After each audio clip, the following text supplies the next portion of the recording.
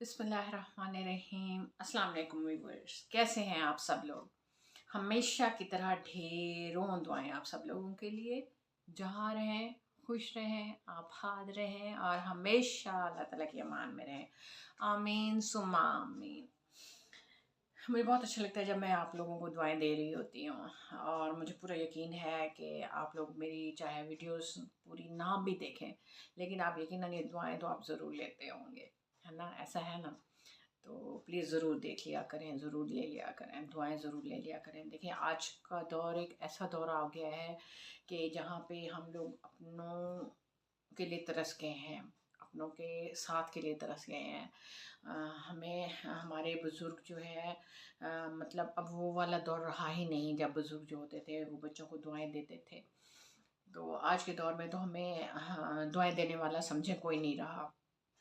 क्यों, आज के जो बड़े बुजुर्ग हैं वो भी सोशल मीडिया पे आ गए हैं। सीधी सी बात है। उनके पास भी मोबाइल है, उनके पास भी टाइम नहीं है कि वो हमारे लिए कुछ दुआ कर सकें, हमें कोई दुआ दे सकें। तो बहुत सारे ऐसे लोग हैं। तो बाकी हमारे पेरेंट्स हैं, उनके पास भी कोई टाइम नहीं है। हर इंसान की अपनी जो लाइफ है वो इतनी बिजी इंसान हो गया है आज के दौर में।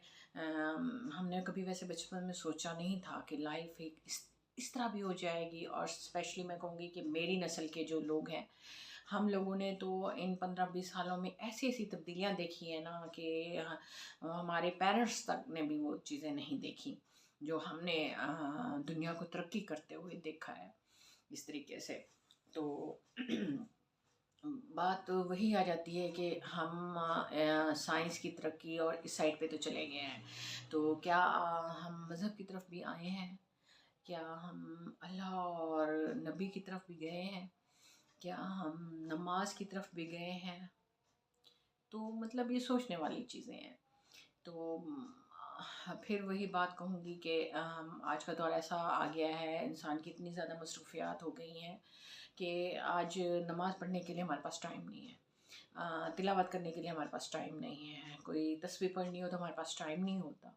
लेकिन बाहर आउटिंग करना है तो हमारे पास बहुत टाइम है, बहुत पैसा है।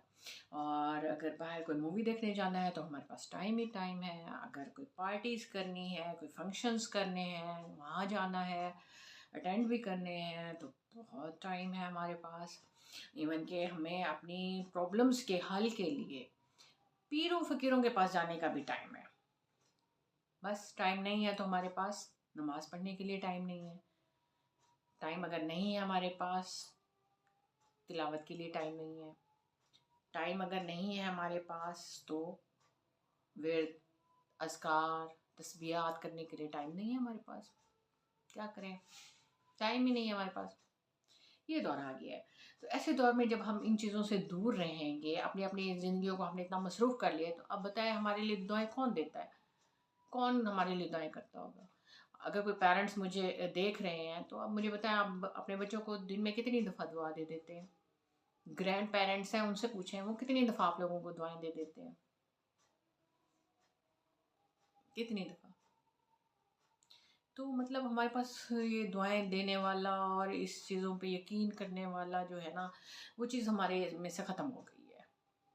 हम हाँ, अगर किसी को कोई दुआ दे भी रहा होता है ना, तो मतलब बहुत बहुत बहुत कम ऐसे लोगों को देखा है जो दिल से दुआएं देते हैं, जो दिल से दुआएं दे रहे हों, जो आपका भला चाहते हों, जो आपका फ़ायदा चाहते हों। वरना आज के दौर में तो हर इंसान जो है ना, वो दूसरे की टांग खींचने में लगा हुआ है। कोई किसी को तरक्की करता हुआ देख ही नहीं पा रहा। कोई किसी को आगे बढ़ता हुआ नहीं देख सकता। ये चीज़ें हो गई हैं। बहरहाल ज़िंदगी है, ज़िंदगी के रवैये हैं, साथ-साथ चलते ही रहेंगे। तो उसके साथ-साथ हमारे जो ये अच्छे काम हैं, अच्छी बातें हैं, वो भी साथ-साथ चलती रहेंगी। और मैं पूरी कोशिश करूँगी कि मैं अपनी वीडियोज़ में आप लोगों को मोटिवेट भी रखूँ, आप लोगों के साथ इस तरीके से बातें भी करूँ। समटाइम्स ऐसा होता है कि कभी हमारे सामने पड़ी हुई चीज़ जो होती है वो हमें दिखाई नहीं देती।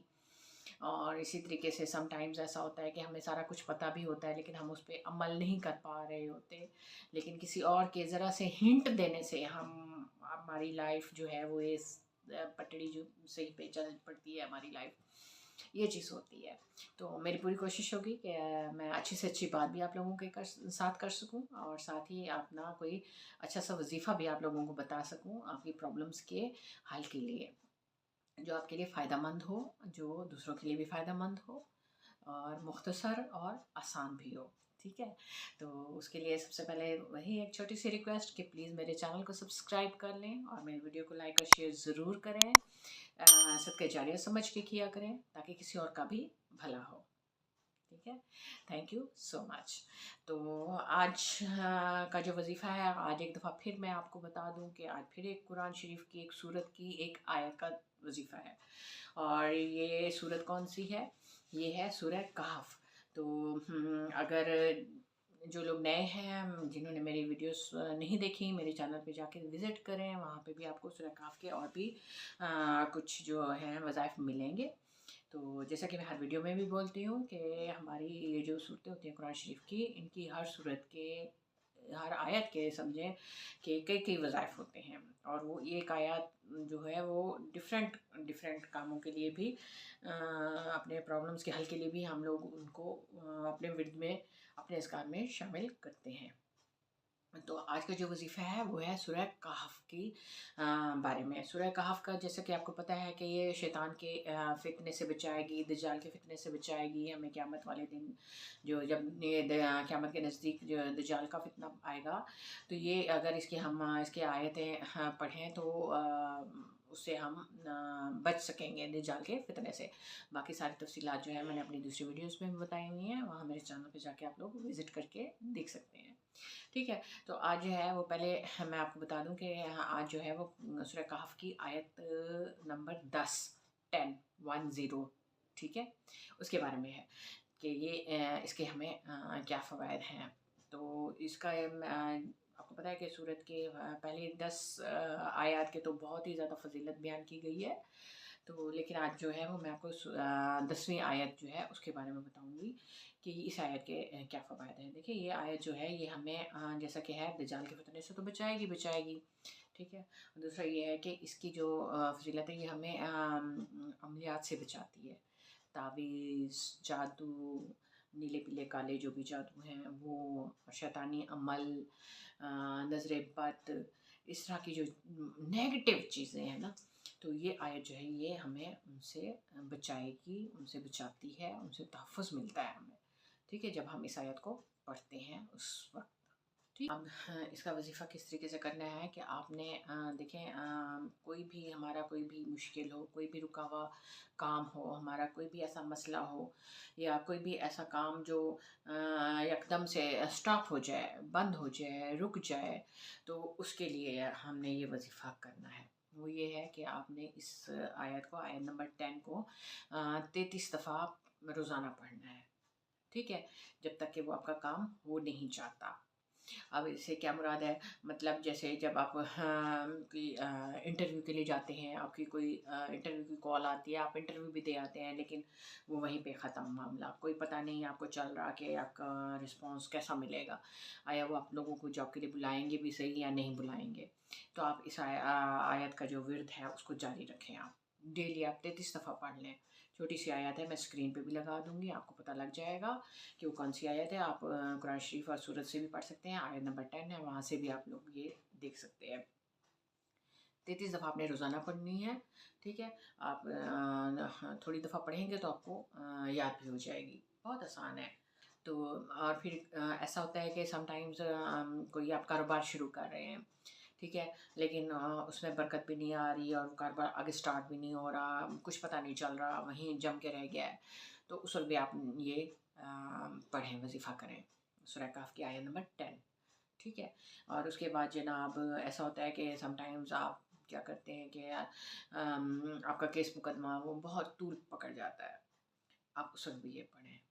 اور اس کے علاوہ آپ جناب آپ گھر بنا رہے ہیں، ٹھیک ہے، اور گھر جو ہے وہ ایک مطلب کمپلیٹ ہی نہیں ہو پا رہا، اس کے جو بننے کا عمل ہے وہ رک گیا ہے. چاہے وہ کوئی بھی وجہ بن سکتی ہے، گھر میں کوئی کچھ بھی ہو سکتا ہے، پیسے کی کمی ہو سکتی ہے، مزدوروں کا دل سے کام نہ کرنا ہو سکتا ہے، یا میٹیریل جو آپ یوز کر رہے ہیں اس میں دیر ہو سکتی ہے، کوئی بھی کسی بھی طریقے سے کچھ بھی ہو سکتا ہے. تو اس وقت بھی آپ اس عمل کو کریں، اس صورت کو آیت کو آپ پڑھیں، تو انشاءاللہ آپ کا جو بھی رکا ہوا کام ہے، آپ کا جو بھی مسئلہ ہے وہ سارا حل ہو جائے گا۔ باقی تو میں نے آپ کو بتایا، یہ آپ کو مطلب ہر قسم کی نیگیٹو ایکٹیویٹی سے بچائے گی۔ آپ کے ساتھ کچھ بھی نیگیٹو ہو رہا ہوگا تو یہ آپ کو اسے سیو رکھے گی، ٹھیک ہے نا، جو چاہے وہ کسی کی بھی قسم کی ہو۔ بٹ بات پھر وہی آتی ہے کہ یہ آپ کے اعمال جو ہیں، یہ آپ کے وظائف جو ہیں، آپ کی عبادات جو ہیں، یہ اس وقت تک کمپلیٹ نہیں ہوں گی، اس وقت تک آپ کی زبان، آپ کے اعمال، آپ کے اذکار میں وہ تاثیر نہیں آئے گی جب تک کہ آپ 5 وقت کی نماز کی پابندی نہیں کریں گے۔ سو نماز پڑھیں، 5 وقت کی پابندی کریں اس کی۔ میں یہ نہیں کہتی آج سے ابھی سے شروع ہو جائیں، آپ نیت کریں، آپ بسم اللہ کریں، آپ سٹارٹ کریں، آپ پہلے 1 وقت کی پڑھیں، ایسا ایسا کرتے کرتے آپ پھر 5واں وقت پہ آ جائیں۔ آپ تھوڑا تھوڑا کر کے پڑھیں، آپ فرائض پڑھ لیں، اس کے بعد آپ سنتوں پہ بھی آ جائیں، ٹھیک ہے، پھر نفلوں پہ آ جائیں آپ۔ تو مطلب اب سٹارٹ تو کریں نا، بسم اللہ تو کریں نا آپ کسی طریقے سے، ٹھیک ہے۔ تو امید کرتی ہوں کہ میرے یہ باتیں بھی آپ کو اچھی لگیں گی، اور یہ میرا جو میں نے آپ کو عمل بتایا یہ بھی اچھا لگے گا آپ کو، ٹھیک ہے۔ تو آپ نے اس کو ڈیلی کرنا ہے، تاکہ آپ کے جو بھی رکے ہوئے کام ہیں، کوئی بھی چیز ہے تو وہ ساری رکاوٹیں، بندشیں جو ہیں وہ ختم ہو جائیں، ٹھیک ہے۔ تو امید کرتی ہوں کہ میری ویڈیو آپ کو اچھی لگے گی، تو پلیز آپ اس کو شیئر کر دیں اور لائک بھی ضرور کر دیں، میرے چینل کو بھی سبسکرائب کر لیں۔ تھینک یو سو مچ۔ تو آخر میں پھر یہی کہوں گی کہ اپنا خیال رکھیے گا، مجھے دعاؤں میں یاد رکھیے گا۔ اللہ حافظ۔